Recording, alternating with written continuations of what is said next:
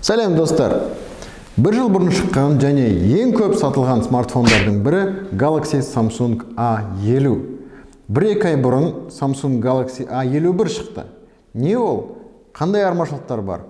Сондай сұраққа жауап іздедім.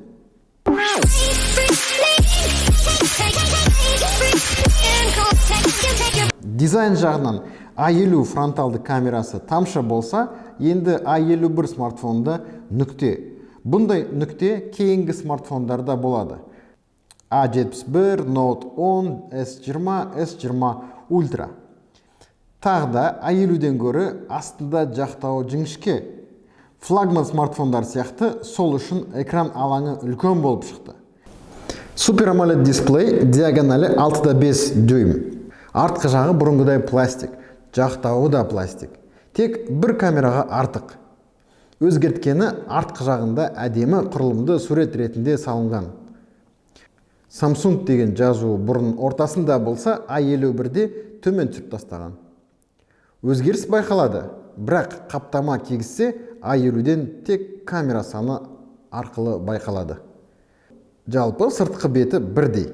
Батырма құрылымдарының орналасуы динамик 3.5 мини-джек, тек камера төртеу, ал A50-де үшеу. Бірақ экранның жоғарғы жағында байқалмайтын сенсоры бар. Көп қолданатын қосымшаларды тез қолдану үшін. Және құрылғылар компас, фонарь, деңгей көрсеткіш, сызғыш. Ұмытпаңыз, бұл смартфон бұнымен әлі сөйлесуге болады. Сөніп тұрған кезде 2 рет бассаңыз оянады. Саусақ сенсоры экранның ішінде және бетіңізге қарап та тез ашады. Блоктан шығару жалпы екеуінде де тез жұмыс істейді. Ішкі дүниесін көрсек, процессоры бір санға ғана жоғары. Бұрын Samsung Exynos 9610 болса, қазір Samsung Exynos 9611.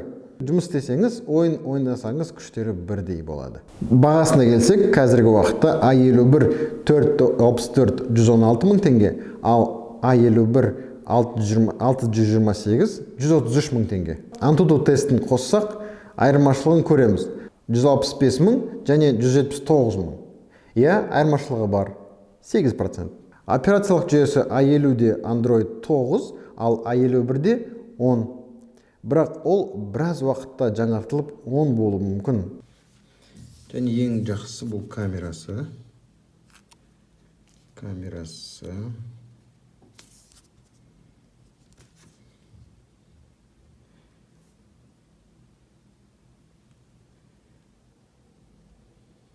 Камерасы өзгерген. Міне бұрын Full HD болса, қазір уже 4К мен түсіре алады. Бұл основная камера. Енді фронталды камераны қараса, бұл да сол 4К мен түсіре алады. Аккумулятор сол қалпы 4000 мАч. Бірақ шынында, егер процессор өзгермесе, аккумулятор неге өзгереді? Енді ең үлкен айырмашылығына келдік. Бағасының айырмашылығы 30 мың теңге болса, сол не үшін деп ойлайсыздар? Бұрын 3 камера болды, қазір 4 камера. Негізгі камера бұрын 25 мегапиксель болған, қазір 48 мегапиксель. Кең бұрышты түсіретін бұрын 8 мегапиксель болған, қазір 12 мегапиксельге ауысқан. Енді мынау 4-ші камера не үшін деп ойласаңыз, бұл макросъемкаға арналған. Яғни жақыннан A51 өте жақсы түсіреді.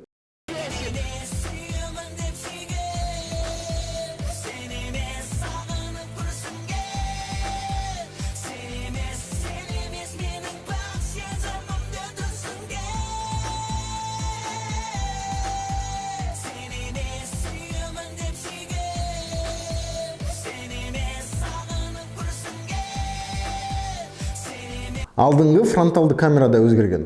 Бұрын 25 мегапиксель болған, қазір 32 мегапиксельге ауысты. Алдыңғы камера бұрын Full HD болса, енді A51 Ultra HD, яғни 4К видео түсіре алады. Түсіндіңіз ғой, егер A51 соншалықты жақсы болса, A71, A81 қандай жақсы екенін елестетіңіздер.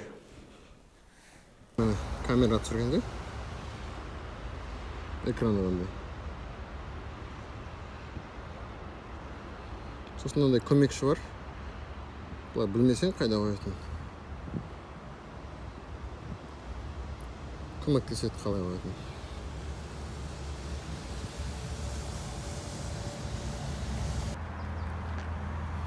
Мындай стабилизация екеуінде де бар. Мына стабилизация қосылды, мынада да қосылды. Екеуінде де бар.